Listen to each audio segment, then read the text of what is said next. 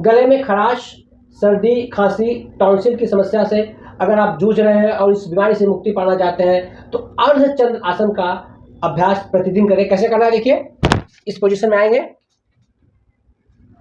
या right leg को यहाँ पे इस तरह से रखेंगे और घुटना, लेफ्ट लेग का घुटना जमीन पे, पंजे ऊपर की ओर।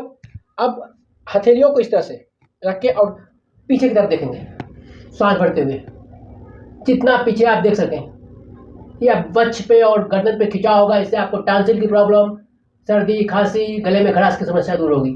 कम से कम 30 सेकंड इस पोजीशन में रहेंगे। दूसरे पैर से